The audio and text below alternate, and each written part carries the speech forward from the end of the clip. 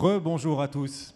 Merci de nous accompagner sur ce nouveau sommet BFM Patrimoine. C'est la 3e édition et c'est l'édition des retrouvailles, bien sûr. On ne s'était pas vu l'an dernier, à grand regret. Et on est ravis de vous voir aussi nombreux. On sent une vraie énergie ici au Carrousel du Louvre. Une forme d'effet d'accélérateur de particules dans les allées là, du sommet BFM Patrimoine. Et on en est vraiment ravis. Merci pour votre fidélité d'être venus plus nombreux que jamais pour cette 3e édition.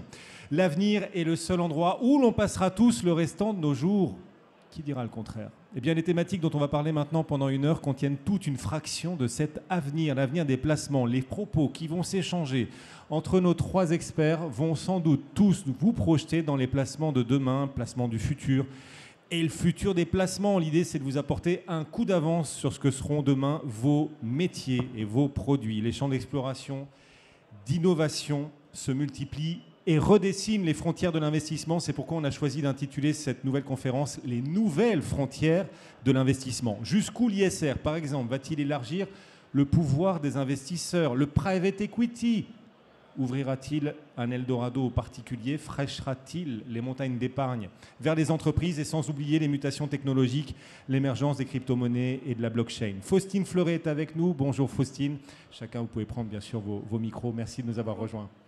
Bienvenue, la présidente de l'ADAN, l'Association pour le développement des actifs numériques. Vous fédérez les acteurs du secteur des cryptoactifs et de la blockchain pour essayer, en tout cas, d'ériger la France et l'Europe en territoire majeur d'innovation. Philippe Zawati aussi avec nous. Bonjour Philippe. Bonjour. Toujours un plaisir aussi de vous retrouver, le directeur général, cofondateur de Mirova, pionnier de l'ISR en France. Vous avez fondé Mirova en 2014. À l'époque, l'ISR pouvait paraître exotique. Aujourd'hui, c'est une nécessité. Vous gérez près de 26 milliards d'euros. Et Marc Guittet aussi est avec nous. Bonjour Marc. Bonjour. Ravi aussi de vous accueillir ici au sommet BFM Patrimoine. Vous êtes membre du directoire d'123 IM, partenaire de référence, par exemple, du fonds de BPI France Entreprise 1, lancé il y a un an. Vous êtes témoin et acteur de cette montée en puissance du private equity, l'investissement dans le non-coté. Vous tous qui êtes ici, affûtez vos questions. Vous pourrez interroger nos 3 experts au bout des 50 minutes de débat qui vont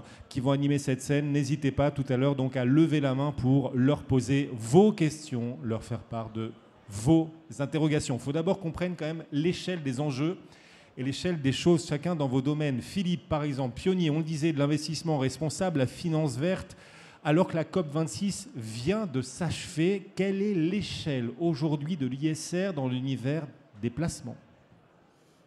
Si vous écoutez les banquiers, les asset managers et les assureurs, c'est 100%, non?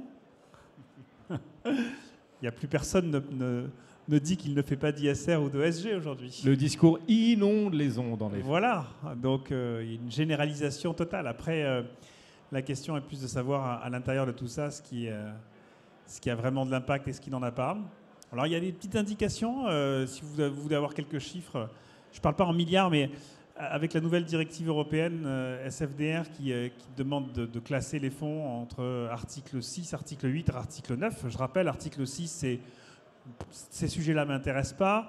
Article 8, c'est je m'y intéresse, mais bon, je n'ai pas d'objectif d'impact particulier. Puis article 9, c'est j'ai un objectif d'impact fort. Et donc, si on interroge les gérants eux-mêmes qui ont eu à se classifier dans cette catégorie-là, on a 30% du marché européen aujourd'hui qui est classé en article 8, 3% en article 9. Donc voilà, en gros, aujourd'hui, la situation du marché, vous avez une petite partie émergée de l'iceberg qui correspond à quelques pourcents du marché, qui se donne réellement des objectifs d'impact spécifiques. Bon, et vous vous dites, on va en parler plus en profondeur dans un instant, mais vous vous dites que l'ISR, l'investissement socialement responsable, peut sauver le monde peut-être, mais sauver aussi la finance, l'image de la finance. Il y a une crise du capitalisme, l'image du capitalisme aujourd'hui. L'investissement responsable peut apporter non pas un pansement, mais un début de vraie réponse? Je crois, j'espère que c'est le message qui passe. Ça fait maintenant une dizaine d'années qu'on porte ce message-là. On reste toujours effectivement dans, je dirais, la traîne de ce qui s'est passé avec la crise financière de 2008. Et effectivement, l'image de la finance n'a pas beaucoup bougé, ne s'est pas beaucoup améliorée depuis, un petit peu, mais pas tant que ça. Mais surtout, je crois que la finance durable, c'est surtout une connexion avec l'évolution de l'économie qu'on observe aujourd'hui. Moi, c'est surtout ça qui m'intéresse. C'est pas tellement une finance déconnectée. On a tellement finalement accusé la finance d'être déconnectée du reste de l'économie réelle. Je dirais qu'aujourd'hui, la finance qui est le mieux connectée à l'économie réelle et à ce qui se passe dans cette économie réelle, c'est probablement la finance durable. Bon, vous le disiez, le discours sur la finance durable inonde les ondes. Vous nous direz comment l'action socialement responsable peut, elle, fertiliser véritablement la société et les placements. Marc, acteur de plus en plus central de la démocratisation du non-coté, 1, 2, 3 IM que vous représentez ici, et encore plus acteur de cette démocratisation depuis que vous êtes partenaire de référence de BPIP en France. L'échelle du private equity et du non-coté aujourd'hui dans des portefeuilles, dans l'univers des placements, quelle est-elle? Et vous nous direz après quelle dimension cette échelle pourrait prendre à l'avenir. Alors, c'est vrai que j'ai la chance de faire partie d'un secteur qui est en très très fort développement depuis maintenant une vingtaine d'années. C'est un secteur qui, pour donner quelques ordres de grandeur, a grossi d'un facteur 6 à 7 entre, on va dire, les chiffres de 2006-2007, où on levait fièrement 5-6 milliards d'euros par an, l'industrie du capital investissement français. Et puis, rien qu'au premier semestre de cette année, en 2021, on a levé 18,4 milliards rien que sur la France. Donc c'est à la fois une croissance qui est extrêmement importante, et puis il faut bien mesurer quand même que l'industrie du capital investissement, ça reste une industrie qui a besoin de temps long pour constituer des équipes, pour structurer et gagner de l'expérience d'investissement. Et donc, on ne peut pas, comme ça, multiplier trop rapidement les encours sur cette classe d'actifs. Ça a besoin d'un peu de temps pour pouvoir grossir, mais c'est effectivement une montée en puissance inexorable depuis de longues années. Ouais. Parce que de plus en plus d'entreprises lèvent des fonds, on est dans une période de rupture technologique, d'innovation, de croissance du côté des entreprises, et aussi parce que de plus en plus d'acteurs viennent investir dans les fonds de private equity.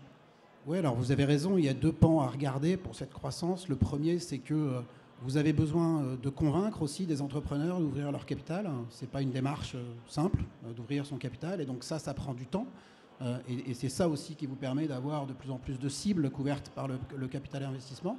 Et puis d'un autre côté, on a effectivement eu une évolution assez forte des pourvoyeurs de fonds de cette industrie. Si je dois caricaturer, au début des années 2010, on a une industrie qui est un peu une industrie en noir et blanc. On a les fonds traditionnels qui sont quasiment exclusivement financés par des zinzins, par des investisseurs institutionnels. Et puis on a une partie, la partie délaissée, on va dire, du capital investissement sur l'innovation et les TPE qui est financée via des dispositifs fiscaux. Et donc on a quelque part une industrie qui est financée d'un côté par les institutionnels et de l'autre côté par le mass market, et personne au milieu. Aujourd'hui, le mass market a bizarrement quasiment disparu depuis la fin des avantages fiscaux, depuis 2017. C'est une population qui ne donne plus de capital à cette industrie. Et à contrario, on a vu tout ce qui est family office, ultra high net worth, patrimoniaux, désormais clients patrimoniaux qui viennent sur cette industrie parce que le momentum est bon, on y reviendra, mais aussi parce que les offres, comme on l'a fait avec BPI France Entreprise 1, se développent de plus en plus à destination de ces investisseurs. C'est un enjeu économique, le financement des entreprises, bien sûr, pour créer aussi des emplois, renforcer le tissu de PME, d'ETI, rattraper le retard français sur le nombre de pays, d'ETI, la densité des ETI, le retard français sur l'Italie ou encore l'Allemagne, et ça pourra aussi passer par le private equity. Vous nous direz comment l'offre de private equity pourrait peu à peu, elle aussi, venir fertiliser l'univers des placements qui est votre univers, vous qui avez choisi de nous rejoindre ici sur ce sommet BFM Patrimoine. Bien sûr, le private equity qui monte en puissance. L'ISR, on ne peut pas y échapper, et tout le monde nous en parle sur le plateau de BFM Business. Il y a un autre thème dont maintenant de plus en plus d'intervenants nous parlent, c'est le thème de la blockchain et des disruptions technologiques que pourrait offrir la blockchain, y compris, pourquoi pas, dans votre univers, celui des placements. La blockchain et, les crypto-monnaies. Faustine, c'est vous qui représentez aujourd'hui cet univers, et après on fera dialoguer justement vos différents enjeux aux uns et aux autres. Le Bitcoin, on parle toujours du Bitcoin, mais c'est sans doute que la face émergée de l'iceberg. Est-ce que vous pouvez nous apporter quelques chiffres qui nous donnent une idée de l'ampleur de ce qui se passe aujourd'hui sur ce domaine, la blockchain, les crypto-monnaies que vous suivez de près? Alors oui, puisque c'est un phénomène d'ampleur, on a souvent tendance à entendre que les cryptos, la blockchain est encore un marché de niche, mais pas du tout, que ce soit le Bitcoin ou cette face émergée de l'iceberg. Notamment le marché, côté marché, en fait, on vient de dépasser vraiment les 3000 milliards de capitalisation sur l'ensemble des cryptoactifs. Si on compare, à la même période l'an dernier, on était à 450 milliards et en 2016, on était à 14. Donc c'est assez illustratif de la croissance exponentielle. On peut répéter ce chiffre, 3000 milliards de dollars de capitalisation, les crypto-monnaies aujourd'hui. Exactement. Et en termes de cryptoactifs, concrètement, c'est autour de 11 000 cryptoactifs. Donc après, c'est pas étonnant que l'on parle du Bitcoin. C'est historiquement le premier cryptoactif, la première crypto-monnaie. C'est également celle qui a la part de marché la plus importante dans cette capitalisation, encore 42%, même si c'est une part qui s'érode avec l'émission de nouveaux cryptoactifs. Et parce que, et particulièrement depuis la crise, le Bitcoin, c'est vraiment la valeur refuge au sein des cryptoactifs qui est la plus perçue. En termes d'échanges, de la même façon, c'est de plus en plus dynamique. Sur les plus grosses plateformes, le volume quotidien d'échanges, c'est 30 milliards de dollars par jour. Et on a des marchés particulièrement dynamiques. On parle beaucoup des NFT en ce moment. Et on parle beaucoup de la finance décentralisée, et je pense que je développerai un peu plus après. Mais la finance décentralisée, voilà, c'est 111 milliards de dollars d'actifs sous gestion aujourd'hui, et c'en était 20 à la fin de l'année 2020. Donc de la même façon, on est sur du x5 en même pas un an.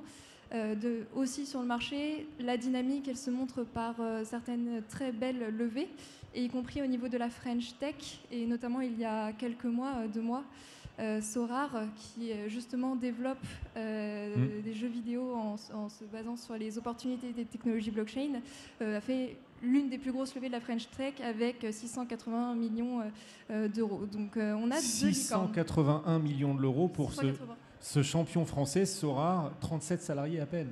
Oui, et 3 ans d'existence, me semble-t-il, donc très, très prometteur. Sorare déjà davantage valorisé, par exemple, que ne l'est la Française des Jeux en bourse. Voilà, juste pour vous donner une idée. Ce qu'on voit sur les marchés, cette dynamique, ça se reflète côté adoption aussi. On a dans le monde, c'est une étude Cambridge, me semble-t-il, 221 millions de détenteurs de cryptoactifs. En France, on estime entre 5 et 7% des Français qui détiennent des cryptoactifs, ce qui serait 600 millions d'euros d'épargne en fait au total. Donc c'est un très beau chiffre. La France est le 2e pays en Europe qui justement en termes de valeur échangée. On a quand même du retard par rapport aux États-Unis où la part des citoyens américains qui détiennent des cryptoactifs est plutôt autour de 15%, donc le double. Mais pourquoi en fait il faut s'interroger, pourquoi cette dynamique sur le marché? C'est parce que de plus en plus, tant côté investisseurs, utilisateurs, on comprend les opportunités des cryptoactifs et des technologies blockchain, et c'est des choses qui sont de plus en plus chères aux particuliers, aux entreprises, et y compris depuis la crise de 2008, mais en termes de transparence, de traçabilité, de contrôle sur ces actifs, sur ces transactions, et ces fondamentaux technologiques sont de plus en plus solides. Donc, voilà. Les professionnels du conseil en investissement, qui sont nombreux ici au sommet BFM Patrimoine, ces professionnels du conseil en investissement se sentent-ils de plus en plus concernés? Est-ce que vous sentez que beaucoup d'entre eux prennent attache sur cette thématique crypto-monnaie? Est-ce que beaucoup d'entre eux vous contactent? Oui, de plus en plus, et depuis quelques temps. Mais c'est logique, en fait, ces gens qui s'intéressent aux cryptoactifs, finalement, c'est aussi les clients des institutions traditionnelles et qui, justement, reçoivent de plus en plus cette demande, et comment on peut se saisir des cryptoactifs, comment on peut utiliser ces services. Donc, bien sûr, ils sont concernés parce que leurs clients sont concernés, mais peut-être aussi des gens qui ne touchent pas nécessairement aujourd'hui, peut-être des gens plus jeunes, sont cette clientèle potentielle qui pourrait éventuellement rattraper comme ça. L'autre façon pour laquelle ils doivent évidemment être concernés, c'est parce que c'est une révolution dans les métiers que l'on connaît, de la gestion du conseil, parce que grâce aux opportunités des technologies blockchain, ce qu'on est en train de voir émerger, c'est des services qui sont fournis de façon décentralisée, mais ces mêmes services, donc on parle de gestion de conseil, mais en fait l'ensemble, les marchés, l'assurance, le prêt, etc. Donc il va falloir pour cet écosystème traditionnel s'adapter à ce nouveau paradigme. Pas vous qui allez dire le contraire. Ah non. Mais non, mais c'est quand même une réalité, une véritable disruption. Il faut qu'on entre du coup davantage encore dans le concret et on va vous challenger. Pourquoi est-ce que c'est une nécessité de s'intéresser aujourd'hui, à vos yeux, à la blockchain et aux cryptoactifs? Qu'est-ce que la blockchain ou les cryptoactifs pourraient changer à l'univers des placements et de l'investissement traditionnel, concrètement? Alors en fait, les cryptoactifs sont devenus une classe d'actifs à part entière. C'est vraiment compris comme ça par les investisseurs. De plus en plus, et on l'a vu, ça a été catalysé avec la crise économique et sanitaire de l'an dernier, voilà, en termes de nouvelles valeurs refuges, en termes d'actifs et de diversification, puisque en fait, les cryptoactifs sont particulièrement décorrélés des autres classes d'actifs, donc sont vraiment très intéressants à intégrer au portefeuille, et c'est pour ça qu'on a de plus en plus, tant côté particulier qu'entreprise, d'investissement dans ces actifs un peu exotiques. La décorrélation est une force. Alors, en tout cas, oui, pour la diversification, ça c'est sûr. Et c'est ce qu'on voit, on a de plus en plus d'entreprises qui vont placer leur trésorerie, en premier lieu dans le Bitcoin. Il y a des grandes entreprises, Square, MicroStrategy, Grayscale, qui ont sauté le pas et qui ont bien compris, surtout à un moment, particulièrement l'an dernier, où il fallait trouver du rendement quelque part. Et c'est vrai, si on compare les performances en 2020, où le Bitcoin c'est plus 280%, l'Ether c'est plus 700%, le CAC ça doit être plus 8%. Donc quand il a fallu regarder pour trouver du rendement... Là je vois la réaction de vos acolytes. Vous allez débattre juste après. Donc voilà, diversification des sources de rendement à un moment où c'était peut-être plus compliqué. On voit aussi des phases de baisse aussi spectaculaires, il y a des effets toboggans, c'est très volatile pour le coup. Alors en fait oui, c'est juste qu'on a une référence à la volatilité si on regarde les marchés actions, si on regardait le marché de la dette. C'est vrai que intrinsèquement c'est plus volatile, mais si on regarde sur le long terme, on est plutôt sur une pente ascendante claire qui... voilà, pour le coup, on est sur quelque chose de tracé. Après, oui, il y a une volatilité plus importante. Ça, il faut le savoir. Hein. C'est pour ça que c'est une nouvelle classe d'actifs. Donc, il faut comprendre les opportunités, mais aussi les risques. Mais ça, c'est complètement inhérent à cette nouvelle classe d'actifs. On voit Bitcoin aujourd'hui, c'est vrai, encore proche des 60 000 $, mine de rien, et dont les points bas sont de plus en plus hauts. C'est l'un des arguments pour expliquer qu'on est malgré tout sur un trend, même si c'est ultra spéculatif et volatile. Parce que, et ça c'est depuis quelques années, la différence et ce qui fait que la tendance est de plus en plus solide et que cette volatilité s'atténue aussi, c'est que on a une diversification aussi des gens qui vont sur ces marchés-là, à un moment où c'était principalement des particuliers, donc des gens peut-être qui ont des décisions d'investissement un peu différentes. Mais en tout cas, là, ce qu'on voit, c'est les institutions, justement les entreprises et même quelques institutions financières outre-Atlantique qui du coup vont sur ce marché, qui ont des stratégies d'investissement peut-être un peu plus claires, un peu plus solides et plus résilientes, notamment à des mouvements de marché un peu brutaux, là où des particuliers peuvent peut-être sortir un peu brutalement. Donc c'est un nouveau facteur qui fait que cette volatilité s'atténue et qu'on est de plus en plus confiant aussi sur la croissance de ce marché. Bon, dans un instant, on parlera aussi, bien sûr, de la révolution de l'investissement responsable, du private equity et de sa démocratisation, mais dans l'univers des placements, pour le coup, en termes d'usage, d'application, qu'est-ce que les cryptos ou la blockchain pourraient transformer? En quoi ça pourrait transformer l'offre de tous ceux qui sont ici présents au sommet BFM Patrimoine? Est-ce qu'on peut apporter des exemples? Vous avez parlé de l'intérêt d'investir en crypto. Bon, il faut bien choisir, il faut diversifier, c'est de l'ultra-diversification.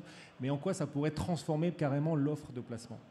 Parce qu'en fait, on pousse les barrières du monde du placement, qui jusque-là sont très classiques. Aujourd'hui, ce qu'on voit émerger dans la finance décentralisée, c'est qu'à la fois en tant que détenteur, on peut être aussi fournisseur de liquidités de cryptoactifs, et c'est par cette nouvelle capacité que l'on crée de nouvelles opportunités de placement. Donc même si on prend d'autres types de services, j'ai parlé du prêt, j'ai parlé de l'assurance, le fait que ce soit les particuliers de pair à pair, que c'est ces gens qui participent à l'élaboration de ces services, c'est comme ça qu'ils vont se rémunérer. Donc si je prends le prêt, voilà, vous avez des cryptoactifs, vous souhaitez les prêter, vous les mettez dans un pool, vous êtes rémunéré, vous avez des intérêts puisque vous mettez à disposition vos cryptoactifs, et c'est une nouvelle forme de placement. C'est pareil pour l'échange, c'est vous qui mettez à disposition des cryptoactifs parce que vous les avez, parce que vous les détenez, à des gens qui ont des besoins et vous êtes rémunérés sur une fraction des transactions qui sont permises grâce à cela. Donc en fait, on repousse, on crée des nouvelles opportunités de placement qui n'existaient pas avant parce qu'on a décentralisé. On désintermédie, on enjambe les assureurs, on enjambe de plus en plus les banquiers aussi, c'est ça l'idée, quoi. C'est la finance décentralisée dont vous nous parlez. C'est inhérent à la décentralisation, donc la désintermédiation, c'est qu'effectivement, on n'a plus forcément d'intermédiaires qui vont régir le contrôle, qui vont régir l'accès et qui vont contrôler en fait ces services. Tout ça est géré par la technologie, par les smart contracts qui vont être... du code qui vont automatiser ces opérations, qui sont donc réalisées que si toutes les conditions précodées sont respectées, ce qui apporte en termes de transparence et du coup d'assurance que le service rendu est bien celui qu'on nous promet. Et c'est avec la transparence, on peut aller voir le code, on peut aller voir si c'est effectivement ça qu'on nous promet et qui va être réalisé. Donc c'est un changement de paradigme dans la confiance. On n'a plus autant besoin des intermédiaires pour susciter cette confiance, parce qu'on a la technologie, parce qu'on a les smart contracts. On entend parler de tokenisation de l'immobilier aussi. Bon, voilà, les tokens qui pourraient venir remplacer les notaires, c'est quelque chose qui vous semble parfaitement réaliste? Alors, il y a des projets, effectivement, dans l'immobilier, des projets dans le private equity. C'est vrai que, alors, il faut le rappeler, hein, c'est un écosystème très jeune. La technologie a une dizaine d'années, donc l'industrie tout autant. Le premier acteur français, c'est 2011. Donc voilà, les plus vétérans ont une dizaine d'années. Et effectivement, ils explorent actuellement l'ensemble des segments financiers. Donc oui, l'immobilier en fait partie. Le private equity, autre enjeu, autre thématique d'investissement qui monte elle aussi en puissance. Private equity est particulier. Est-ce que ça peut faire bon ménage? On parle de montagnes d'épargne accumulées par les Français depuis le début de la crise. Est-ce que vous sentez qu'une partie de ces montagnes d'épargne est en train d'abreuver l'univers du non-coté? Est-ce que le non-coté a des arguments à vos yeux suffisants pour décomplexer les Français vis-à-vis du risque et les aider à retrouver une forme de sens quand ils investissent? Alors effectivement, on est dans un contexte qui est extrêmement favorable au capital investissement. Vous l'avez rappelé, il y a une épargne qui est surabondante actuellement. Donc ça favorise beaucoup la demande pour des produits de type capital investissement pour trois raisons. La première, c'est que quand vous avez une épargne qui dépasse l'épargne de précaution, vous avez plus facilement la possibilité de le placer sur de l'illiquide, sur du long, sur du potentiellement un peu plus risqué, mais plus rémunérateur. Donc ça, c'est la première chose. La deuxième chose, c'est que le contexte de taux bas actuel et probablement durable fait que l'épargnant, il est naturellement poussé à aller vers plus de risques. Et dans le domaine des actifs, on va dire risqués, le capital investissement a un vrai track record de perf à faire valoir. Donc il a des arguments pour convaincre les épargnants de placer leur épargne dans des produits. Parce que c'est moins volatile que la bourse, par exemple? C'est surtout moins anxiogène que la bourse. Et donc effectivement, vous n'avez pas la peur du lendemain, le CAC qui baisse de 3% et le client qui appelle son CGP pour dire qu'est-ce qui se passe.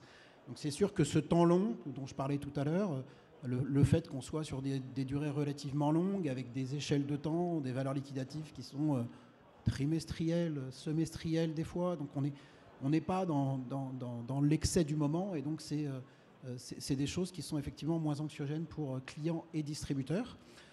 Et puis il y a un dernier point qui favorise la demande, c'est que ça fait quand même 20 ans, en tout cas nous chez 1, 2, 3 IM, qu'on évangélise ce marché, qu'on va voir des distributeurs, qu'on leur explique ce que c'est que le capital investissement, qu'on explique aux clients ce que c'est que cette matière. Et donc, c'est moins la matière obscure qu'elle était il y a encore une vingtaine d'années. Donc, il commence à y avoir une connaissance, même si ce n'est pas encore à tout niveau, mais de ce que c'est que le capital investissement. Donc ça, c'est du point de vue contexte pour la demande, on a effectivement un contexte extrêmement favorable à la demande de produits de capital investissement. Mais ce n'est pas tout, il faut aussi que l'offre s'adapte. C'est-à-dire que du côté des acteurs du capital investissement, on a aussi beaucoup fait et on a encore beaucoup à faire pour adapter les véhicules qui ont été construits initialement pour des investisseurs institutionnels, de comprendre les contraintes des distributeurs, de comprendre les attentes des souscripteurs et d'arriver à twister un peu ces produits pour en faire des produits qui soient compréhensibles, accessibles, qui soient facile à souscrire. Il faut digitaliser les process de souscription. Quand un privé voulait investir dans un FCPR en 2005 ou 2006, il avait des bulletins de souscription qui faisaient 37 pages. C'était pas bon pour la planète d'ailleurs. Et il fallait remplir à la mano des mentions manuscrites de 10 lignes. Voilà, il y a des choses sur lesquelles on a beaucoup évolué ces 10 dernières années pour simplifier l'accès aussi à ce capital investissement. Et donc, le fait d'arriver à créer des produits un peu plus courts, un peu moins boîte noire, sur lesquels on a plus d'histoires de portefeuille à raconter, c'est typiquement ce qu'on a fait avec BPI France sur BPI France Entreprise 1. Alors, c'était un produit un peu magique qui est difficilement réplicable par les autres acteurs du capital investissement, parce que vous avez un portefeuille qui est connu dès l'origine, vous avez une transaction secondaire, vous avez une maturité d'ores et déjà importante du portefeuille, ça veut dire des retours rapides, ça veut dire une durée mieux maîtrisée du produit. Donc il avait quand même beaucoup de qualité, mais ça peut être un produit qui mette le pied à l'étrier de ces épargnants-là pour faire un premier pas dans le capital investissement. Et cette manière de finalement prendre une matière brute qui est une matière extrêmement intéressante pour un patrimoine et d'arriver à en faire une belle enveloppe, ou en tout cas une enveloppe qui convienne à ces investisseurs-là, c'est aussi important dans la démocratisation de cette. Vous sentez que les conseillers en gestion de patrimoine sont prêts à proposer davantage de private equity? Est-ce qu'il n'y a pas un conflit des cultures là? Ils sont très patrimoniaux, les conseillers en gestion de patrimoine. Private equity, c'est plus une question, une thématique, une ambiance d'investisseur pur, d'entrepreneur même. Est-ce qu'il y a un frottement de culture? De moins en moins. Ce qui est certain, c'est que tous les conseillers en gestion de patrimoine sont à la recherche d'idées nouvelles pour diversifier, pour rendre plus rentable le portefeuille de leurs clients. En même temps, le métier d'un conseiller en gestion de patrimoine, c'est aussi un métier de confiance avec ses clients. Donc, il n'a pas envie de casser cette confiance-là. Donc, quand il s'aventure dans un nouveau domaine, je ne sais pas s'il propose beaucoup de Bitcoin ou des choses comme ça à ses clients, mais en général, il y va doucement avec une première expérience. Il attend d'avoir un premier retour d'expérience avant de mettre un peu plus la fois suivante. Or, le temps d'un véhicule de capital investissement, ça se compte en années. Donc, avant qu'on ait le troisième cycle de j'ai mis 1, puis j'ai mis 2, puis j'ai mis 3, c'est des processus qui vont être relativement longs. Alors, ce qu'on observe aujourd'hui dans le domaine de la gestion de patrimoine, c'est qu'effectivement, ce sont les plus gros cabinets qui équipent leurs plus gros clients aujourd'hui en private equity. Donc, on en est plutôt au high net worth et on commence à équiper un petit peu la clientèle patrimoniale. Donc on en est là dans la descente en termes de, on va dire, niveau de patrimoine des clients à équiper. On n'est pas encore descendu sur le mass market, ça viendra peut-être plus tard. Mais en tout état de cause, on a effectivement de plus en plus de cabinets qui nous sollicitent, qui proposent nos produits, qui historiquement avaient pu faire du capital investissement via de la défiscalisation et qui n'en faisaient plus, mais avaient eu un souvenir peut-être un peu mitigé de cette période-là. Et donc, on a des clients qui remettent doucement, ou en tout cas des distributeurs qui remettent doucement le pied à l'étrier sur ces thématiques-là, mais ils sont de plus en plus nombreux. Et puis, ce qu'on constate, c'est qu'effectivement, dans un marché qui est assez, en forte consolidation, le marché de la gestion de patrimoine, je ne vais pas trahir de secret ici, mais c'est effectivement un marché qui est extrêmement, d'ailleurs, abreuvé par le monde du capital investissement qui cherche à générer ces phénomènes de concentration. Plus vous avez un cabinet qui est important, plus vous avez en face de vous tout le temps un référent private equity.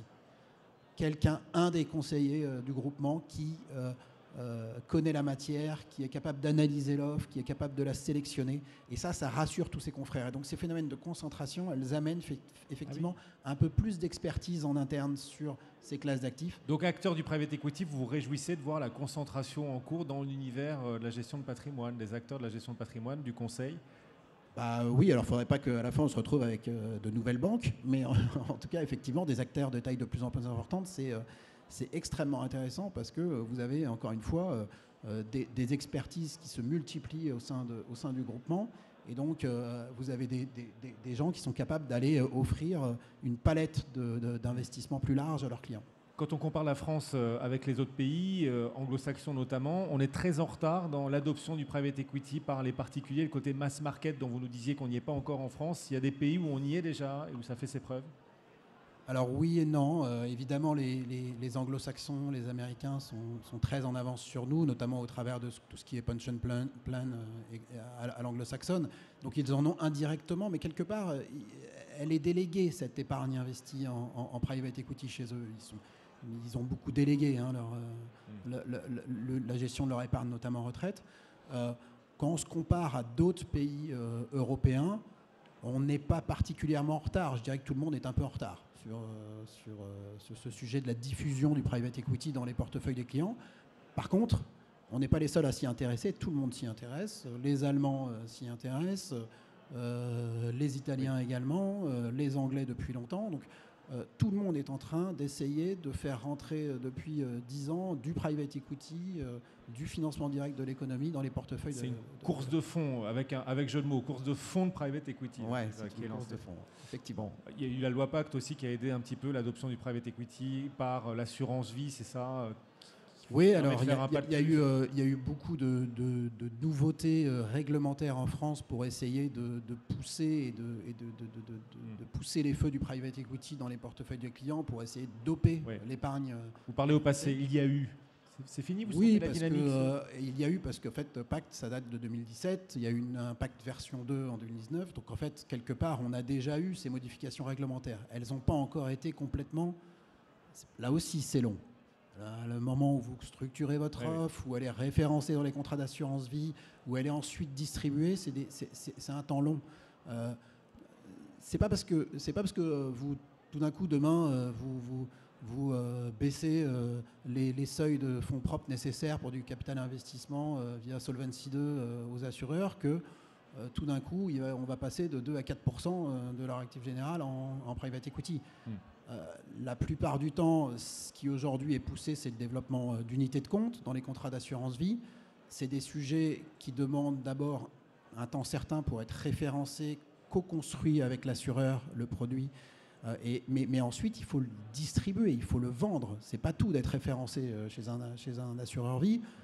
Les initiatives qu'il y a eu historiquement sur le secteur, même avec des très beaux noms du private equity, ça a été difficile à vendre parce que c'était pas tout de référencer le véhicule en haut chez l'assureur. Ensuite, il faut aller voir les vrais prescripteurs derrière. Il faut aller animer les agents, les conseillers en gestion de patrimoine pour qu'eux fassent les arbitrages nécessaires pour en mettre dans les portefeuilles de leurs clients. Donc tout ça, on a les outils. Il y a encore quelques scories à corriger. On a les outils, mais par contre, il va falloir du temps pour déployer tout ça. Le capital investissement en France, c'est 14 milliards d'euros investis chaque année.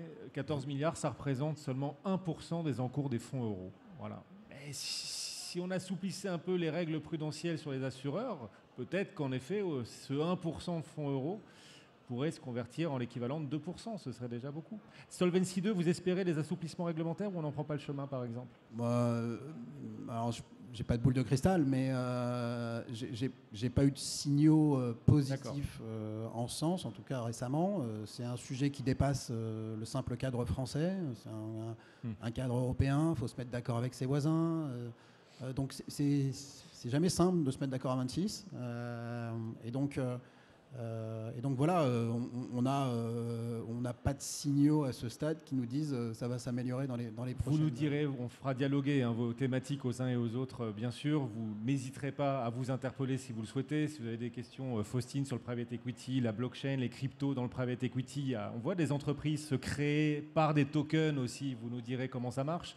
Philippe, pareil, sur l'investissement responsable. L'investissement responsable dont on doit se dire quoi? Qu'il va limiter la liberté des investisseurs ou au contraire leur offrir un nouveau super pouvoir, le pouvoir de changer le monde? Comment est-ce qu'on doit voir l'ISR? Une contrainte, l'ISR, ou un pouvoir supplémentaire offert aux investisseurs? Vous savez, moi, je pense que c'est plus profond que ça. C'est-à-dire que là, je trouve très, très sympathique de positionner l'ISR en se disant c'est une des tendances marketing à la mode entre le private equity et la blockchain. Mais enfin, moi, personnellement, je le vis comme quelque chose de beaucoup plus profond que ça. On est dans je ne veux pas jouer le rôle de l'oiseau de mauvais augure ou de plomber l'ambiance, mais je veux dire, on est quand même dans un monde qui est d'une instabilité et d'une situation assez dramatique aujourd'hui, à tous les niveaux, au niveau environnemental, au niveau social. Quand vous avez la moitié de Madagascar qui est en train de crever de faim, ou que vous avez 40 personnes qui se noient dans la Manche pour passer de la France à l'Angleterre, c'est le monde dans lequel on vit aujourd'hui. Et moi, je crois que la finance, ma conviction profonde, c'est que la finance ne peut pas se désintéresser de ça. Elle ne peut pas simplement se focaliser sur le fait qu'on a plus 700% sur du Bitcoin ou ceci ou cela, ou uniquement sur l'évolution du patrimoine. Je crois qu'il y a un rôle très profond à jouer. Et il me semble qu'il y a une grande partie aujourd'hui des investisseurs et des épargnants qui sont en train de le comprendre. Ils sont en train de le comprendre parce qu'ils se rendent compte que ça fait partie de leur vie aussi d'épargner, que de la même façon qu'ils consomment de façon durable, ils doivent épargner de façon durable. Et vous avez cette prise de conscience aussi de la part des jeunes générations qui ont envie de se positionner sur des choses qui ont du sens, aussi bien dans leur métier, mais aussi, pourquoi pas, dans la façon dont ils investissent.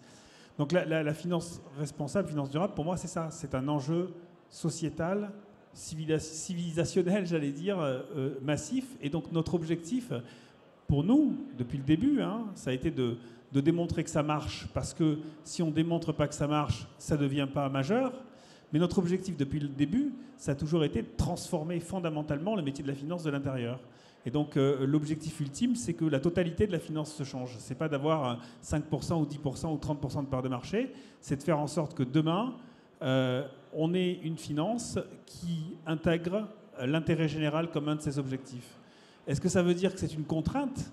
C'est la contrainte qui nous est imposée par la situation, par l'environnement, par la société dans laquelle on vit. Donc ce n'est pas l'ISR qui fabrique une contrainte. C'est la société qui met de plus en plus une contrainte sur l'ensemble des activités économiques et aussi sur la finance. Voilà la façon dont je vis les choses. Oui, la réglementation, évidemment, explique en partie la montée en puissance de l'ISR, c'est vrai. L'Europe très en avance en matière de taxonomie aussi, mais quand même quelques controverses qui demeurent. Bon, on est en train, on est dans une phase, dans une ère d'exploration dans beaucoup de domaines, y compris sur cette thématique, cette nécessité de l'investissement socialement responsable. Il y a encore parfois certains acteurs qui pratiquent le greenwashing et du coup une exigence qui ne cesse de progresser vis-à-vis des acteurs de l'ISR. Comment est-ce que vous voyez la façon dont on avance ? C'est la conséquence de ce que je disais avant, c'est-à-dire qu'à partir du moment où on recherche une généralisation totale et donc un changement profond du métier dans son ensemble, eh bien, cette transformation, elle passe par des étapes. Cette transformation, elle ne se fait pas comme ça d'un coup en claquant des doigts. Et donc, elle a besoin d'abord, dans un premier temps, de pionniers. Ça a été le cas de Mirova et de quelques autres. On a joué ce rôle-là. Démontrer que c'est possible, montrer qu'on pouvait passer à l'échelle, jouer le rôle d'incubateur et donc de pionnier sur le marché. C'est une première phase. Cette première phase, elle est terminée. Elle est passée. Aujourd'hui, on est dans une phase où tout le monde veut s'accaparer en quelque sorte ce concept-là, mais évidemment, le fait avec des niveaux de compréhension et d'expertise qui sont différentes. Parce que je crois que fondamentalement, il faut comprendre ça. C'est que investir de façon durable et responsable, ça demande de regarder le monde et d'analyser les entreprises de façon différente. C'est donc ajouter une expertise complémentaire. On est en train de parler d'expertise ici. C'est pour ça que c'est une évolution du métier. C'est pas juste rajouter des critères éthiques ou une façon morale de voir les choses. C'est faire évoluer la technologie en quelque sorte. C'est exactement comme si on était dans une industrie dont la technologie évolue. Là, on est aussi dans l'industrie financière avec une technologie qui évolue. C'est-à-dire qu'on prend en compte des sujets, des critères qu'on ne voyait pas avant. On regarde le monde de façon différente. On calcule des empreintes carbone. On vérifie qu'il n'y a pas de la déforestation importée. On s'assure que les entreprises mettent en place leur devoir de vigilance. Ça demande de l'expertise. Et au moment de cette massification, de cette généralisation, évidemment, on a des gens qui ont l'expertise depuis le début, c'est les pionniers. On a des gens qui sont en train de se doter de cette expertise-là, et il y en a beaucoup. Et puis on a certains qui veulent aller plus vite que la musique et qui disent qu'ils y sont alors qu'ils n'y sont pas encore. Et c'est ça aujourd'hui le petit risque de greenwashing qu'on a.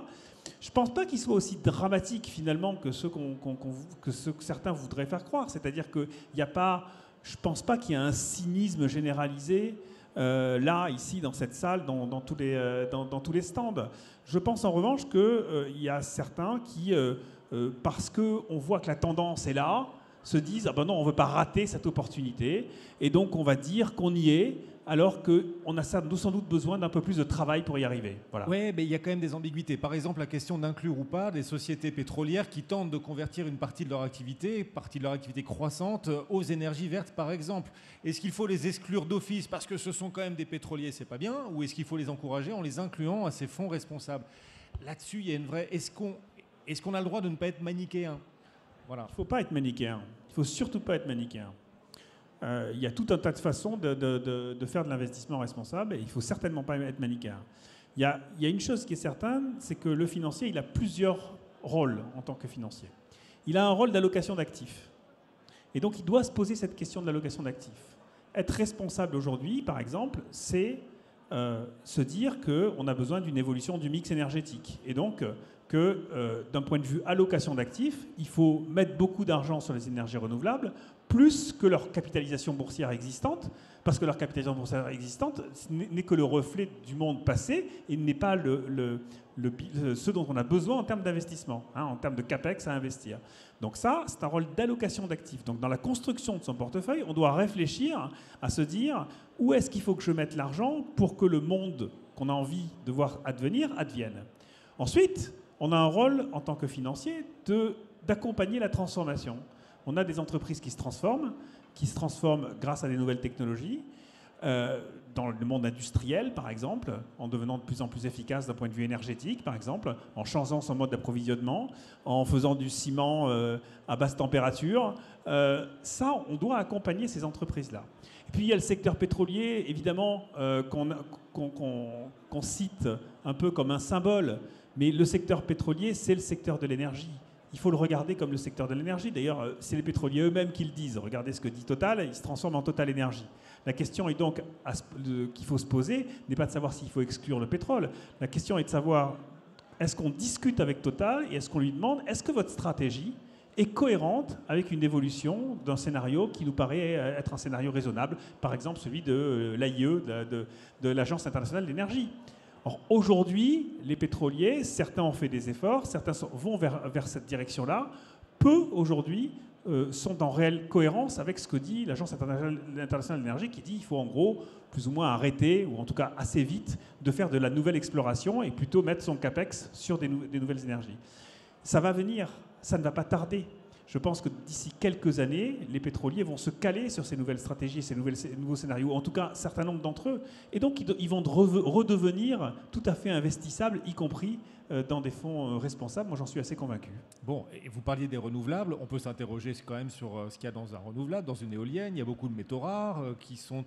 ces métaux rares, voilà, il faut des mines pour extraire ces métaux rares, des mines dans des pays où les conditions sociales sont pas top. On va polluer des rivières entières et des écosystèmes. Alors, ces métaux rares vont servir à fabriquer des éoliennes qui seront positives pour limiter le réchauffement climatique, mais on n'aura pas pollué des bassins versants entiers.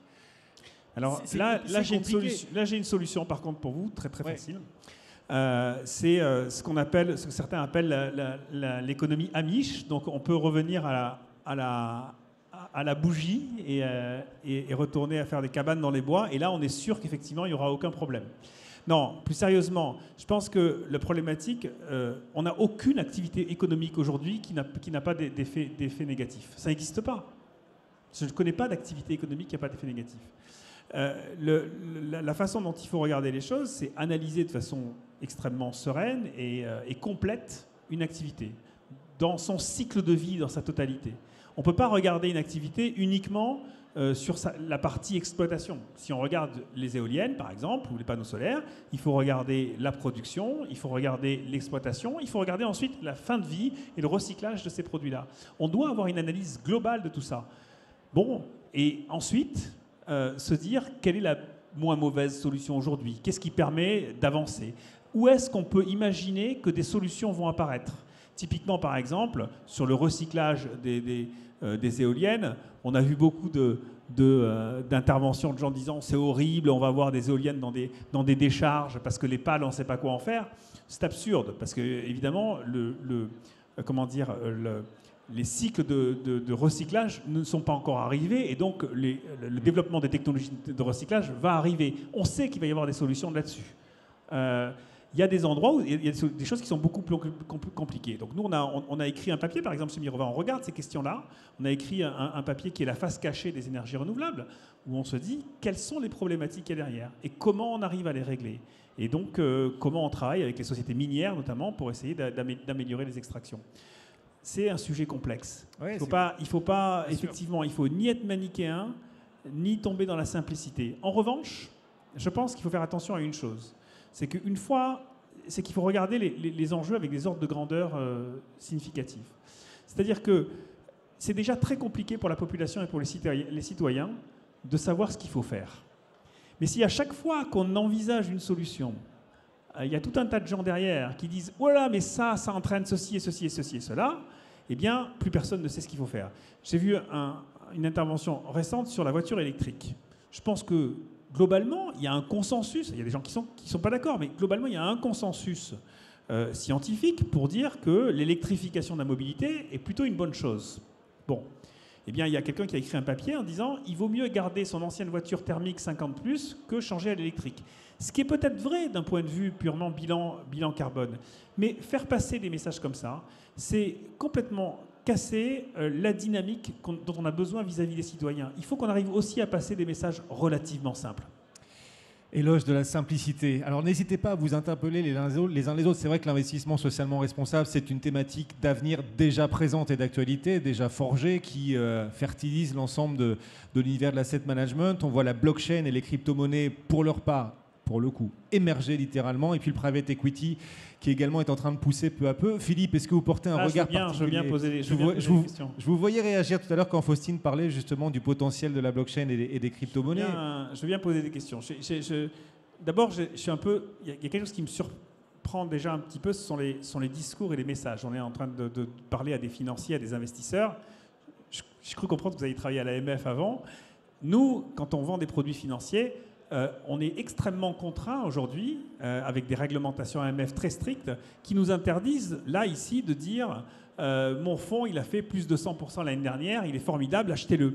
Je n'ai pas le droit de dire ça. Si je dis ça, je vais me faire retoquer par l'AMF. Je dois dire tout de suite après, d'ailleurs, attention, les performances passées ne préjugent pas des performances futures.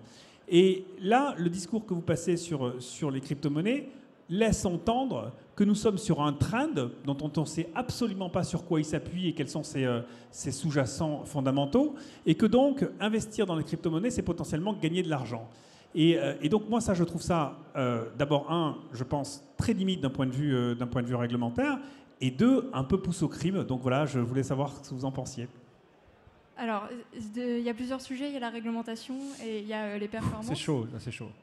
Non, alors déjà parce que la réglementation, en fait, elle a déjà adressé le monde des cryptoactifs et des acteurs. Donc on n'est pas dans un Far West, encore moins en France, et d'abord pas en France, parce qu'on a une réglementation qui existe et qui inspire ce qui est en train de se mettre en place au niveau européen, qui n'existe encore pas.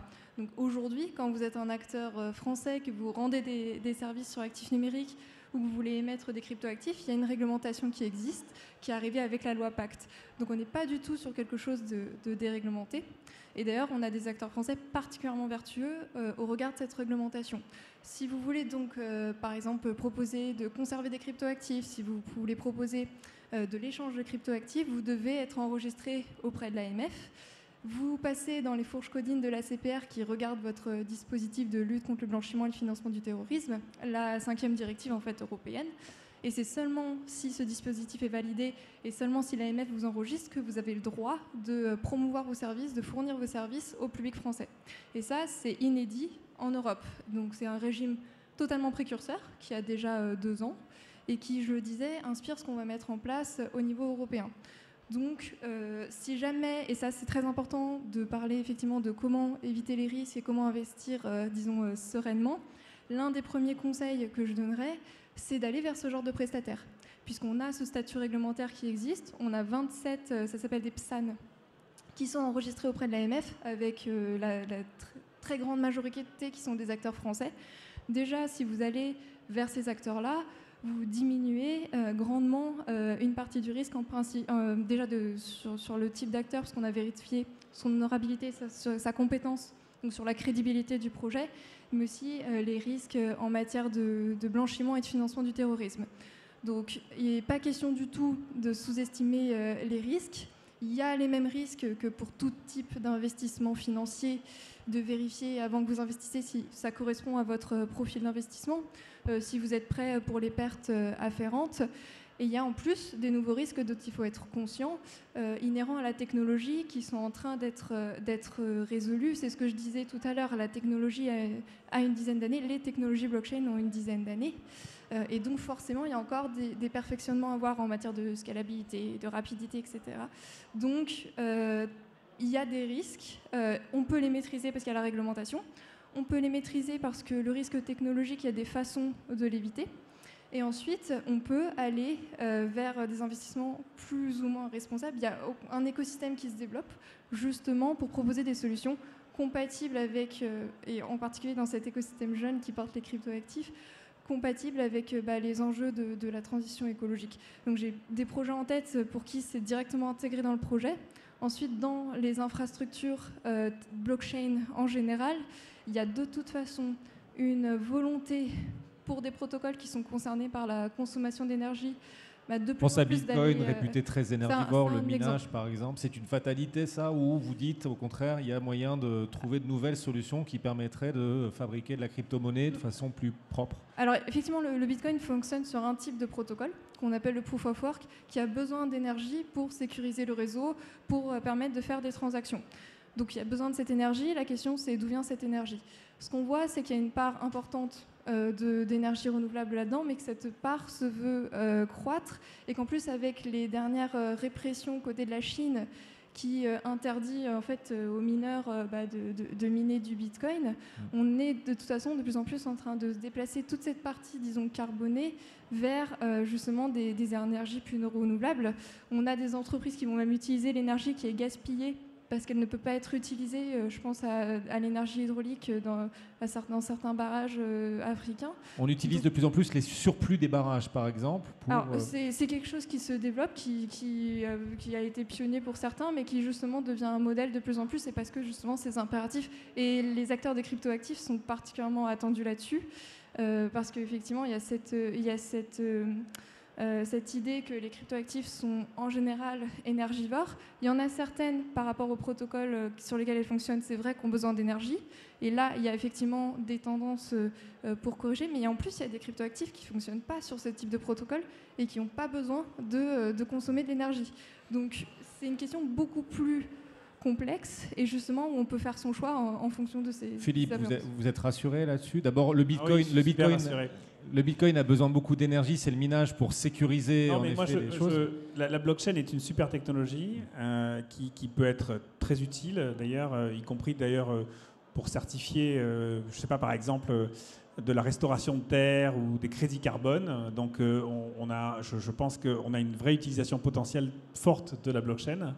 Et donc, vous qui êtes une spécialiste de la blockchain, venez donc mettre en œuvre vos compétences pour faire des choses positives pour la planète et pas des crypto-monnaies. À mon avis, ça sera beaucoup plus utile. Les crypto-monnaies, c'est manichéen. Elles ont une utilité sociale quand même, justement, les crypto-monnaies, parce qu'il y a la question, l'investissement responsable, c'est la lutte contre le réchauffement climatique, mais pas que, il y a des questions sociales aussi, la biodiversité qui échappe aux questions liées au réchauffement. Enfin, voilà. Mais en fait, c'est d'ailleurs le fondement, c'est d'ailleurs l'origine de la création du Bitcoin, c'est d'être un outil à disposition notamment de gens qui ne sont pas bancarisés ou qui n'ont pas d'accès aux services financiers. Donc ça se veut en plus démocratiser là où des gens aujourd'hui ne peuvent pas ouvrir de compte, souscrire des crédits. C'est vrai que peut-être en Europe on est moins concerné et encore, mais il y a des pays où c'est pas possible. Il y a même des pays où il n'y a pas de monnaie à cours légal. Donc la volonté à la base des cryptoactifs, c'est d'être un actif démocratique, accessible par tous et contrôlable surtout que par soi. Et de justement se dédouaner peut-être d'intermédiaires qui en plus dans certains pays sont parfois corrompus ou parfois défaillants. Donc à l'origine même de Bitcoin et des cryptoactifs derrière, c'est justement l'utilité sociale d'inclusion bancaire, d'inclusion financière et de redonner aux citoyens le contrôle sur leur épargne, sur leurs avoirs. Bon, il y a une culture punk à la base, mais dans cet univers, c'est pas du tout une insulte, très très loin de là. Marc, quel regard est-ce que vous portez sur ces enjeux? Alors, vous pouvez réagir sur l'investissement responsable, sur les cryptos, la blockchain aussi, qui va venir disrupter de plus en plus de secteurs d'activité. Oui, alors je ne suis pas certain qu'on voit rapidement un fonds libellé en Bitcoin de capital investissement. Ça, c'est à peu près certain, parce que je vois à peu près l'inquiétude de nos régulateurs sur le sujet. Par contre, je rejoins Philippe, c'est-à-dire que sur le sujet des blockchains, des technologies blockchain, on a énormément, je pense, à gagner, y compris dans un phénomène de démocratisation de ces fonds de capital investissement. C'est des process qui sont longs, qui ont besoin d'être sécurisés. On a besoin de savoir qui va payer. On doit s'assurer que le signataire en face est bien celui qui a rempli son test. Donc toute cette sécurisation finalement d'une transaction, je pense que la technologie blockchain va pouvoir nous apporter beaucoup de choses pour pouvoir simplifier et sécuriser ces process. Donc là-dessus, je vois pas mal de choses qu'on peut faire ensemble. Ravi également si on peut en discuter. Oui, l'idée, c'est que ce sommet soit aussi un accélérateur de rencontres, de particules. Ben voilà. On voit des créations de sociétés, de plus en plus de créations de sociétés à travers des tokens d'ailleurs, des sociétés qui proposent à leurs actionnaires d'être rémunérés non pas directement en euros par exemple ou en dollars, mais en tokens de la société. Vous voyez ça? Alors moi j'en ai entendu parler mais j'en ai jamais vu. Donc, d'accord. Pour l'instant c'est l'homme qui a vu l'ours. Faustine, êtes-vous celle qui a vu l'ours? Comment? Il y a Neymar quand même. Ouais. Non? Il y a le Paris Saint-Germain qui a payé Neymar en ah oui, il y a aussi bien sûr. Oui, alors les tokens, c'est beaucoup de choses. Les cryptoactifs, c'est beaucoup de choses. Alors c'est assez commun dans cet écosystème, au lancement du projet, que les parties prenantes au projet soient d'abord rémunérées en tokens avant d'être rémunérées en monnaie légale. Ensuite, il y a effectivement... C'est quoi l'intérêt d'être rémunéré dans le token de la société qui doit encore faire ses preuves? C'est quoi un token dans ce cas? Si on croit au projet, on prend un pari sur le projet et sur son avenir. Et du coup, c'est d'ailleurs pour ça qu'on est partie prenante à la base. Donc c'est pas réellement étonnant. Ça c'est avant. Ensuite, il y a effectivement toutes les entreprises qui vont faire des levées en émettant des cryptoactifs. Donc ça, il y a eu une énorme vague en 2017-2018. Donc pareil, à ce moment-là, il y avait de tout. Il fallait faire son tri. L'avantage qu'on a en France là-dessus, c'est que justement, on a un visa qui a été mis en place par l'AMF, un visa ICO, qui, si vous avez une émission de jetons qui est labellisée avec ce visa AMF, vous êtes certain que l'émetteur a rempli un certain nombre de conditions, notamment en termes d'information, en termes de sécurisation des dits cryptoactifs, et puis de lutte contre le blanchiment et le financement du terrorisme. Donc de la même façon, c'est une analyse attentive à faire sur les projets où on veut aller, mais on a des outils pour s'en sortir. La désintermédiation, ce serait un horizon lumineux pour l'univers des entreprises et du private equity, Marc, la désintermédiation? Oui, alors... Pouvoir un jour se passer des banques? Oui, alors elles sont quand même utiles. On a besoin d'emprunts.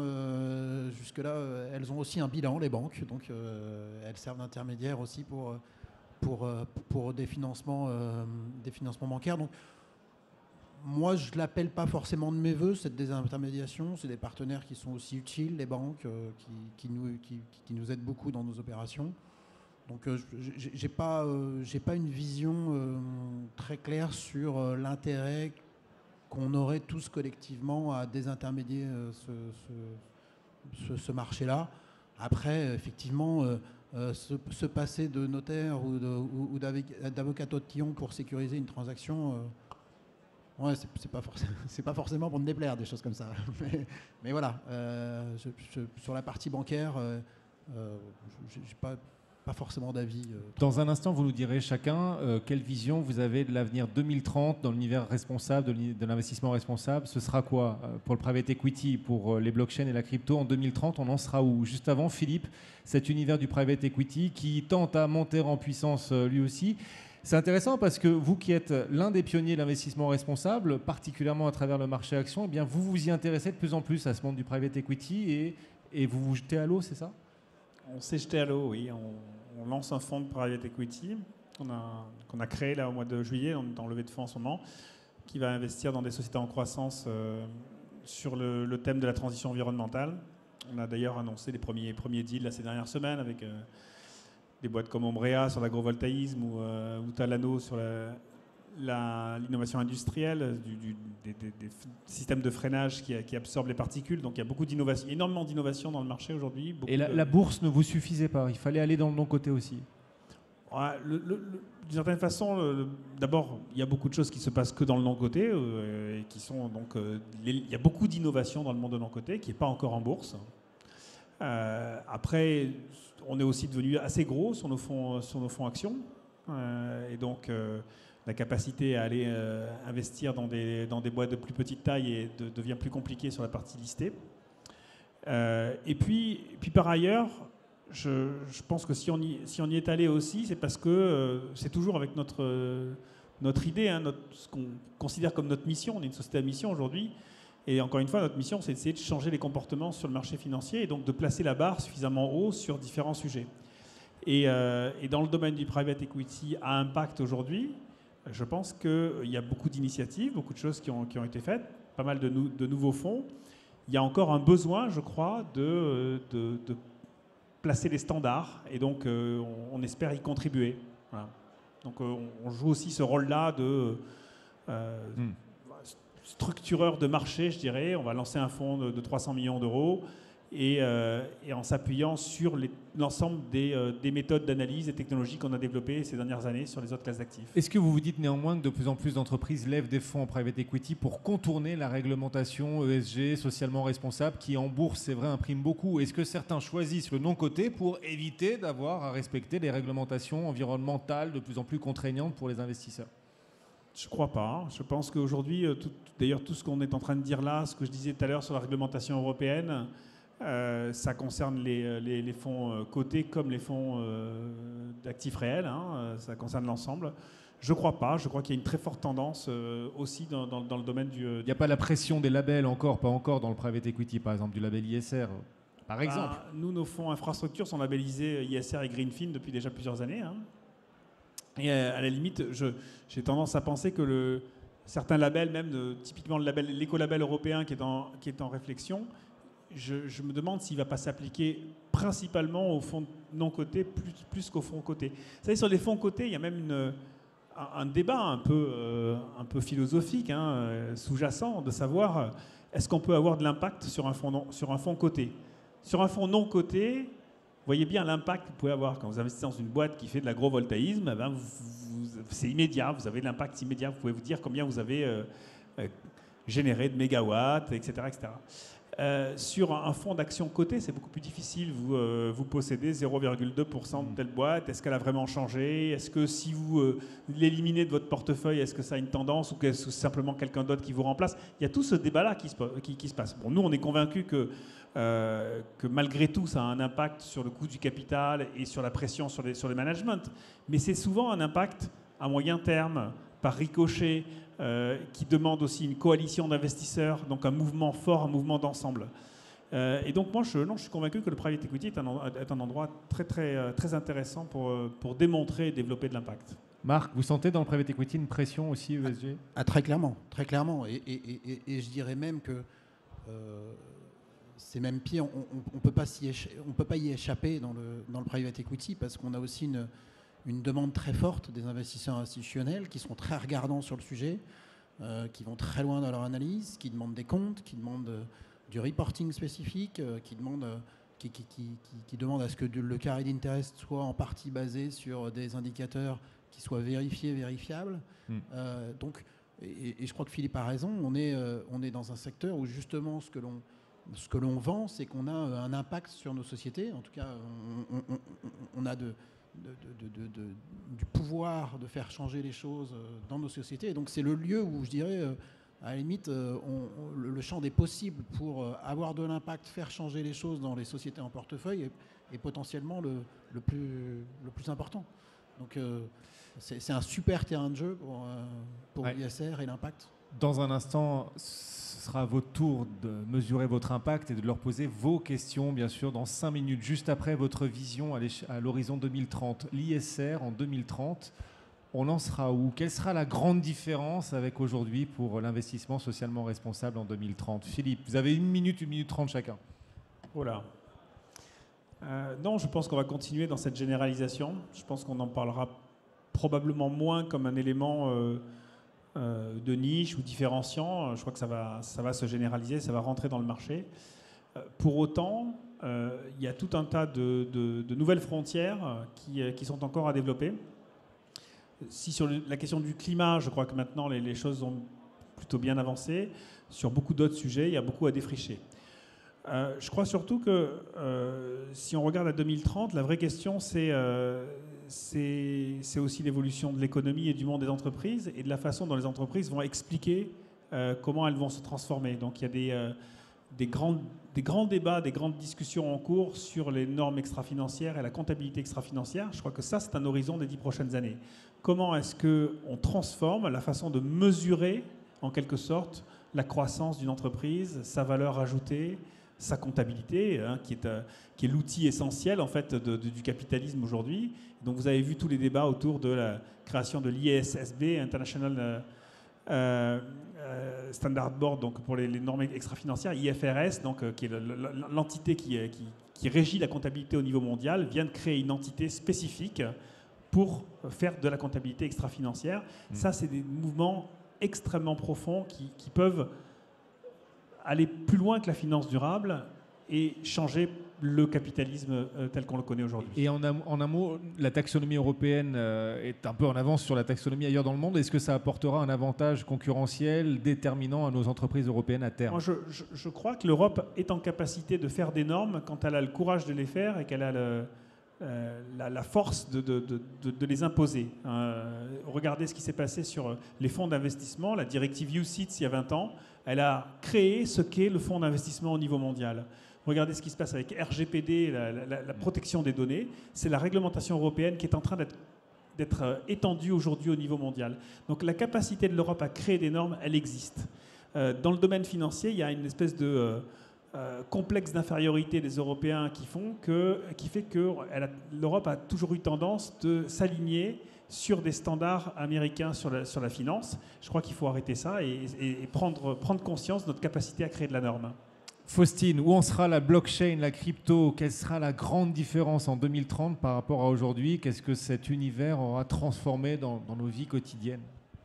Alors, je vois 4 grandes tendances qui, en fait, vont plutôt continuer par rapport à ce qu'on voit. L'institutionnalisation dont je parlais tout à l'heure, c'est-à-dire de plus en plus de rapprochement entre le monde existant, disons, et les nouveaux acteurs. On a parlé de la finance décentralisée. Il y aura peut-être des rapprochements justement avec les intermédiaires qui existent aujourd'hui pour exploiter les synergies, parce que ce sont des univers complémentaires.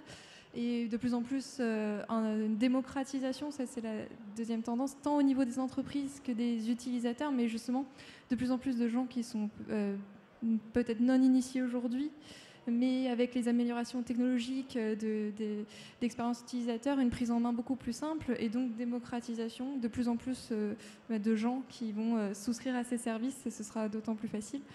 Bien sûr, la troisième tendance, c'est la réglementation. J'ai parlé de ce qui existe en France, de ce qui arrive au niveau européen. Ça, ce sera en place.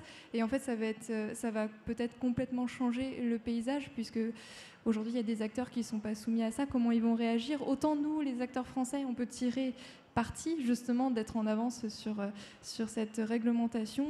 Voilà, comment l'écosystème européen va s'en sortir et surtout face à... Ou se tirer une balle dans le pied, parce que sur la réglementation, c'est pas... s'en sortir, oui, ça peut être plus positif ou négatif, et en particulier par rapport à d'autres zones géographiques comme l'Amérique ou l'Asie, où les contraintes sont différentes et où on a des acteurs déjà beaucoup plus gros, en fait, des plateformes très très importantes et déjà beaucoup plus compétitives qu'ici. Donc la réglementation, c'est effectivement un grand enjeu. Il y a d'autres enjeux qui vont dessiner l'avenir de ces nouveaux entrants, puisque c'est eux qui portent l'innovation. Aujourd'hui, on a des freins structurels à leur croissance, et notamment la réception, disons, du monde traditionnel, les banques, mais aussi les GAFA, à l'arrivée de ces nouvelles entités. Et c'est pas toujours très évident voire c'est difficile de s'implanter dans ce monde-là. Et enfin, je dirais la dernière tendance, c'est qu'on a ces technologies qui continuent à s'incrémenter, à s'améliorer, et sur des problématiques aujourd'hui qu'on peut avoir encore de scalabilité ou d'interopérabilité, tout cela sera résolu. Donc la fluidité des échanges, l'accessibilité, tout devrait être beaucoup plus à l'horizon 2030. À horizon 2030. On voit ce qui a été fait en 12-13 ans depuis la sortie de Bitcoin, donc on peut être assez optimiste, et des enjeux comme notamment la transition écologique, on l'a vu, ont accéléré des innovations technologiques. Par exemple, le passage de la deuxième blockchain qui s'appelle Ethereum, du protocole Proof of Work dont on parlait, qui est celui qui consomme de l'énergie, à un protocole dit Proof of Stake qui n'a pas besoin de consommer cette énergie. Donc voilà, ça fait beaucoup d'inconnus, surtout pour l'innovation européenne par rapport à d'autres zones très compétitives aujourd'hui. On rappelle que Sorare et Ledger, qui sont deux champions français dans l'univers de la blockchain et des cryptos, Sorare et Ledger ont réalisé 2 des plus grosses levées de fonds pour les entreprises françaises cette année, quand même. Voilà, 2 acteurs de la blockchain. Justement, les entreprises, le private equity, le non-coté, qu'est-ce qui aura changé d'ici à 2030 pour les spécialistes des placements du patrimoine qui sont ici? Quel est l'horizon de transformation pour le private equity? Alors, le private equity, je le vois se transformer surtout au niveau des acteurs de ce monde-là. C'est un segment de marché qui a encore beaucoup de potentiel de croissance, indéniablement. On parlait tout à l'heure d'une quinzaine de milliards d'investissements par an, d'une petite trentaine de levées en 2021. 30 milliards, c'est beaucoup et c'est pas beaucoup. C'est 2% des actifs d'Amundi seul. Donc on reste dans des tailles qui sont encore modestes par rapport au marché cible que peuvent adresser les acteurs du private equity. Après, dans les acteurs en tant que tels, ce qu'on voit, Mirova est un très bon exemple, on voit une plateformisation des acteurs avec... avant, on avait, au début des années 2000, on avait un fonds mid-cap destiné aux institutionnels.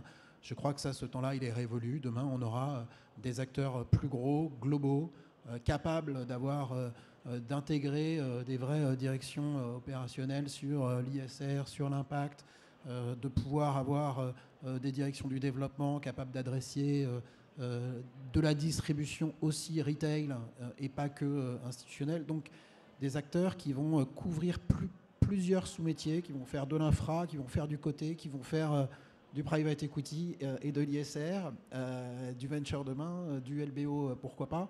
Et donc, une forme de plateformisation qu'on voit déjà se traduire aujourd'hui à une échelle beaucoup plus grosse. Et puis, ce qui manque à la France quand même encore beaucoup, c'est l'internationalisation. Je pense qu'on a encore des acteurs qui sont trop franco-français. Et il faut vraiment que, de ce point de vue-là, on bosse notre sujet, parce que si demain des acteurs globaux arrivent et commencent à avoir la brique française, développer la brique française, les investisseurs finiront par les suivre eux et ils se feront équiper sur leur allocation mondiale. Donc on a aussi un vrai travail à faire sur l'internationalisation.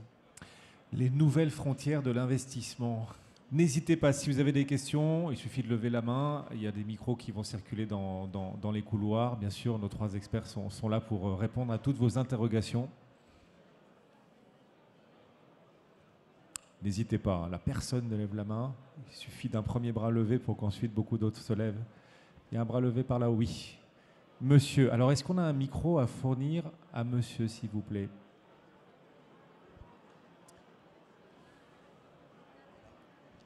Pas évident. Voilà, il y a un micro qui arrive. Voilà.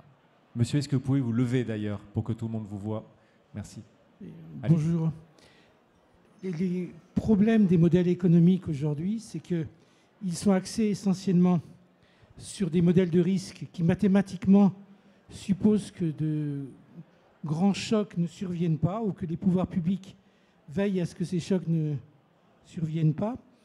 Et aujourd'hui, il y a peu dans la conception des modèles économiques, dans vos différents modèles, dans vos différents domaines, qui incorporent une conception et une vision très précise de la création de valeur. Et cette création de valeur, elle repose souvent dans vos appréhensions sur des choses extrêmement rapides, que la blockchain, quelle que soit sa validité en termes de qualité de vérification des origines et des transits, ne suffit pas à suppléer, puisque nous avons un certain nombre de monnaies crypto qui n'ont aucun sous-jacent dans l'économie réelle et qui sont uniquement un lieu de refuge par justement les insuffisances ou les dysfonctionnements de nos modes d'évaluation de cette même création de valeur. On crée de la monnaie, mais on ne crée pas de valeur dans l'économie réelle.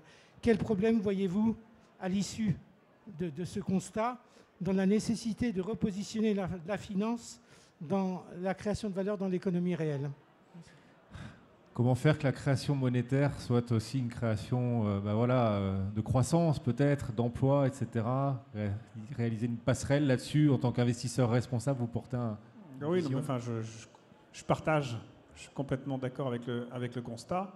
Et ce qui est en train de se passer avec les cryptos aujourd'hui, mais avec d'autres types d'actifs, c'est qu'on est aujourd'hui dans une énorme bulle financière, quand même, il faut bien le dire. On a des banques centrales qui ont déversé de la monnaie de façon extrêmement massive. Et on est dans un régime économique très particulier aujourd'hui, assez nouveau, qui est un régime sans inflation, mais avec une croissance du prix des actifs qui est considérable. Alors c'est soit la valo de certaines entreprises comme Tesla ou Google ou Alphabet et autres, ou des cryptos qui bénéficient en quelque sorte de ce déversement financier. Donc c'est un vrai sujet aujourd'hui. C'est comment réussir à soutenir une économie qui est confrontée notamment à la problématique du changement climatique, à la problématique de changement de régime. Comment réussir à réussir ce changement de régime sans déverser de la monnaie de façon massive? C'est une vraie question aujourd'hui qui se pose, oui. Et Faustine, le succès des crypto-monnaies, beaucoup dû aussi, c'est vrai, sans doute à ces excès de liquidité aujourd'hui. Peut-être aussi une perte de confiance dans la monnaie, dans la mesure où les banquiers centraux ont créé énormément de monnaie. Ça pose des questions philosophiques, ça fait partie aussi des motivations de ceux qui parfois investissent dans les cryptos, même s'il y a aussi une motivation liée à la spéculation, mais il y a aussi des interrogations sur le rôle et la sécurité qu'offre la monnaie. Oui, complètement. Et alors, il y a eu l'épisode de la crise, il y a eu l'épisode de la Covid, où effectivement les gens ont vu s'imprimer beaucoup de monnaie, et c'était un peu qualifié de monnaie magique. C'est un peu ça qui, et c'est ce que je disais au début, a amené les gens à regarder les cryptoactifs au moment de la Covid. Donc effectivement, il y a ce besoin de reprise de contrôle, ce que je disais. Donc par rapport à ces intermédiaires sur lesquels on est peut-être un peu plus défiant par rapport à ce qu'on a pu constater, je voulais simplement compléter, puisque vous disiez que les crypto-monnaies n'étaient pas rattachées à aucune valeur dans le monde réel. En fait, ça dépend. Ça dépend quel type. Vous avez effectivement ce qu'on appelle des cryptoactifs natifs. Le Bitcoin en fait partie, l'Ether, etc. Où effectivement c'est inhérent au numérique et vous n'avez pas forcément une référence sur laquelle vous reposez dans le monde réel. Mais ce n'est pas l'ensemble des cryptoactifs. Vous avez aussi des cryptoactifs qui vont au contraire se reposer sur des sous-jacents de l'économie réelle et notamment dans la matière de financement, même lié au marché des actions. Enfin, les cryptoactifs, encore une fois, c'est vraiment quelque chose de très éclectique.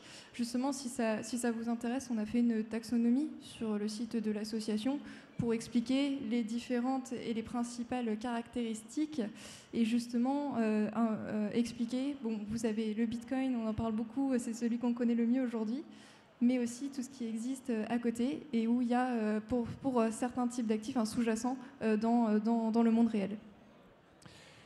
Est-ce qu'il y a d'autres questions? Une question là-bas, dans cette allée-là. Hop, le micro arrive.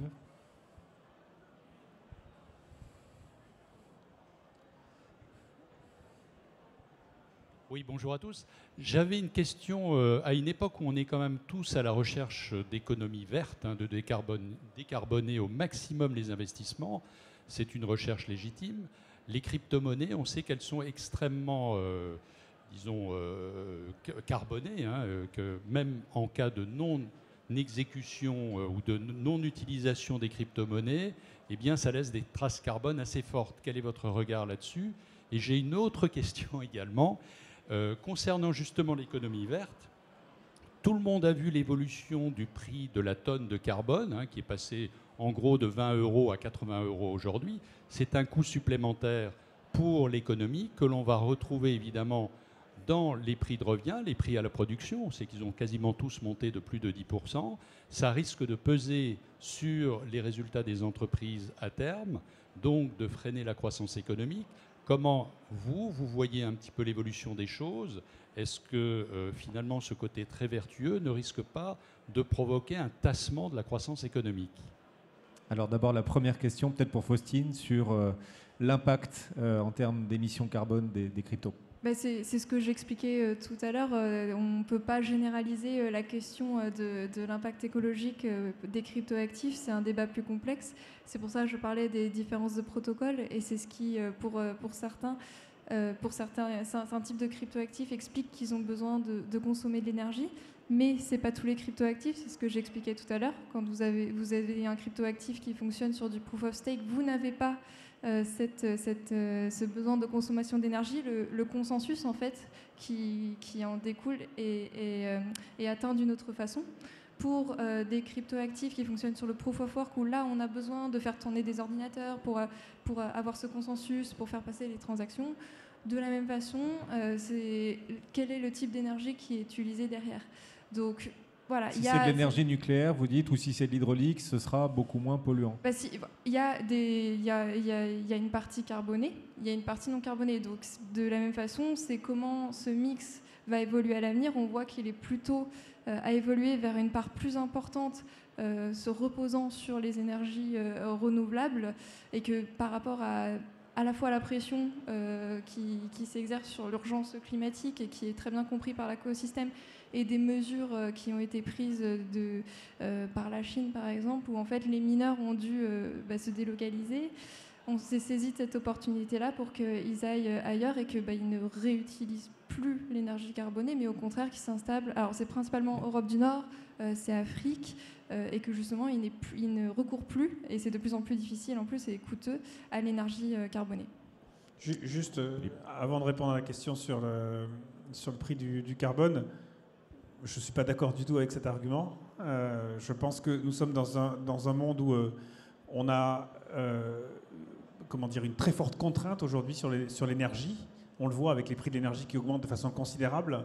Et donc dire simplement qu'on a une utilisation de l'énergie des bitcoins qui va passer de la Chine à des éoliennes en Suède ou en Norvège, et que tout ça c'est très bien et que tout va pour le mieux dans le meilleur des mondes, c'est un argument qui ne tient pas, parce que ça va utiliser de l'énergie qu'on pourrait utiliser pour d'autres choses et dont on va avoir considérablement besoin, et donc qui va accentuer la pression et qui va forcément ralentir la transition que l'on doit faire, y compris en Europe. Donc je pense que c'est un argument qui ne tient pas. Juste faut-il là-dessus? Non, parce que tout à l'heure j'expliquais, il y a aussi le bénéfice de bénéficier d'utiliser des énergies qui seraient gaspillées autrement. Ça, c'est un autre vecteur. Ensuite, c'est parce que quand on dit ça, on dit ça parce qu'on n'a pas on prend pas en compte l'utilité et les opportunités. Donc forcément, si on regarde que l'impact, le côté risque, mais voilà, je pense que c'est pour ça que je disais, à horizon 2030, il y aura de plus en plus de personnes là-dessus. C'est parce qu'il y a encore un gros travail de pédagogie sur les opportunités qu'apportent les cryptoactifs, et que on a, et y compris sur l'utilisation du proof of work, des intérêts pour la sécurité du réseau, pour la résilience, pour la maintenance du réseau. Alors, après, pour répondre à la question sur le prix du carbone et son impact pour nos entreprises. Alors, effectivement, le prix du carbone alors là, vous parlez du prix du carbone sur le marché ETS, donc le marché européen, le marché officiel européen, qui est un prix qui a effectivement monté considérablement. Il partait de très très bas, d'un prix ridicule. Il était entre 10 et 15 euros, qui n'avait aucun sens. En gros, aucun sens et aucun impact réel sur la stratégie des entreprises. Donc il y a eu deux choses qui ont entraîné cette hausse du prix du carbone sur ce marché. D'abord, une réforme du marché ETS, qui a été fait, c'est-à-dire qu'en gros, on a limité le nombre de quotas, hein, donc on a réduit les quotas pour faire augmenter les prix, c'était l'objectif. Puis le deuxième effet, c'est la croissance économique récente et la forte demande qui fait qu'on a une croissance de ce prix.